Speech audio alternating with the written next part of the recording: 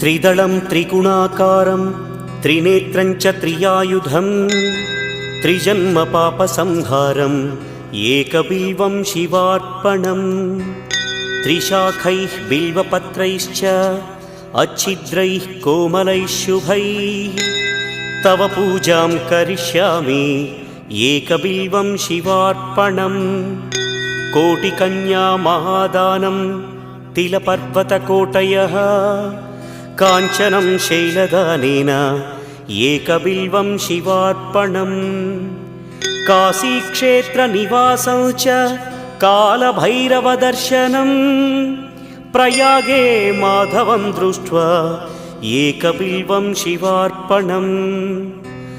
इन्दुवारे व्रतं स्थित्वा निराहारो महेश्वर नक्तं हौष्यामि देवेश एकबिल्वम्